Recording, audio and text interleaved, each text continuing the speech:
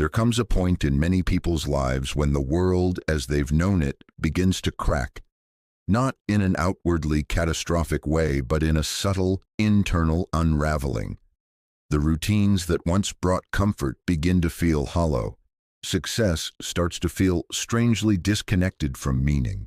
The mind, which once obeyed familiar scripts, starts asking questions it never dared to ask before. This is often how a spiritual awakening begins, not with fireworks or visions, but with an unsettling silence. A discomfort that doesn't go away no matter how many external boxes are checked. Spiritual awakenings happen because the psyche reaches a threshold, a point where it can no longer maintain the illusion of separation. For years, sometimes decades, people are taught to see themselves as isolated fragments, individuals competing for limited resources, striving for external validation, and obeying unconscious scripts passed down by family, culture, and trauma. But at some point, those scripts stop working. The internal dissonance grows too loud to ignore. The soul, so to speak, begins to rebel against the mechanical autopilot of survival. There's a biological and psychological explanation for this. Neuroscience shows that the brain is plastic. It changes with experience. But this plasticity doesn't just apply to learning skills. It also applies to identity. When someone begins questioning their beliefs, values, or patterns of behavior, they are literally rewiring the brain. The old neural networks that supported a reactive, survival-based existence begin to weaken, and new networks associated with awareness, empathy, and interconnectedness begin to strengthen. The awakening is not just spiritual, it's structural. Often awakenings are triggered by loss, a breakup, an illness, a death, or even an existential burnout. These are not random events. They act as cracks in the ego's armor, moments when the usual strategies for control or denial simply don't work. In psychology, this is sometimes called ego dissolution.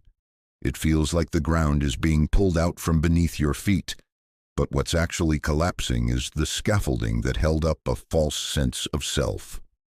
And underneath that collapse is something deeper, something ancient, something aware. What's emerging is a shift in identification, from the role you play to the presence you are.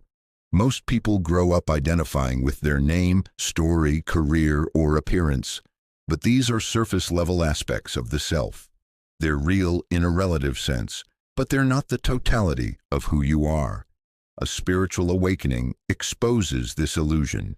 It reveals that beneath the personality and the performance is a deeper consciousness, one that's been observing all along.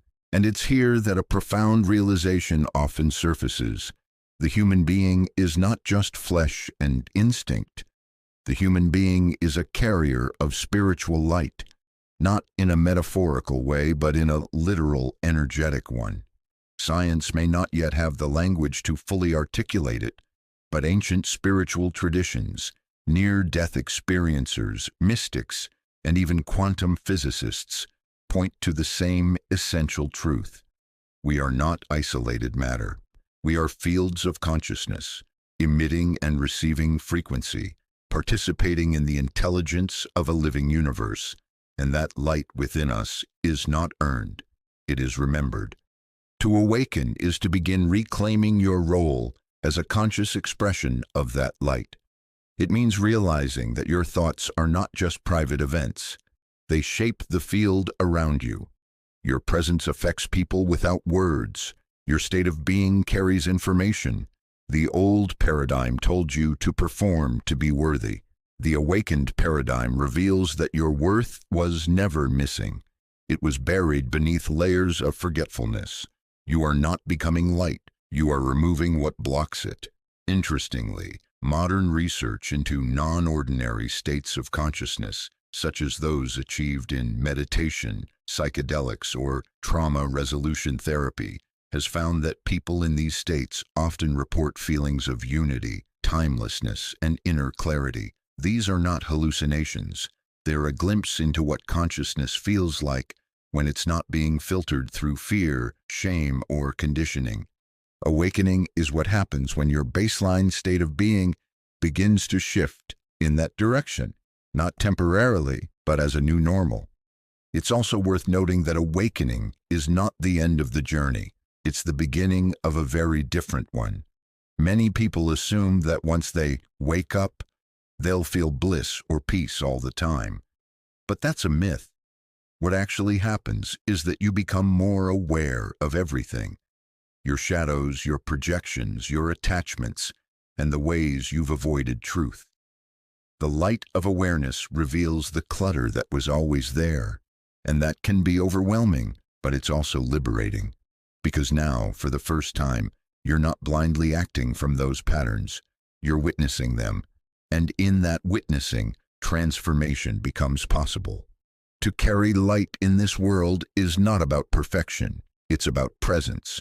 The awakened human doesn't escape life, they engage with it more deeply. They become aware of the energy they bring into a room. They notice how often the unconscious seeks to control, and they pause instead of react.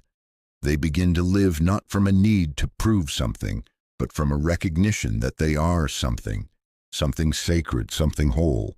So why do spiritual awakenings happen? Because we are not meant to sleepwalk through our lives. Because pain, paradoxically, is often the gateway to presence. Because there is something within us that remembers who we truly are, beyond conditioning, beyond labels, beyond fear. Awakening is not about becoming someone new. It's about remembering what you've always been, not the story, not the mask, but the awareness beneath it all. The still, conscious presence that watches, learns, evolves, and ultimately guides you back to yourself. And when that awareness becomes embodied, when it's not just understood but lived, you begin to walk differently. You move through the world with less resistance and more reverence. You stop chasing meaning and begin creating it. You stop trying to fix yourself and start revealing what's already whole. You begin to see others not as threats or roles, but as fellow carriers of light, some asleep, some awakening, all worthy. And that shift within you is the quiet revolution that changes everything.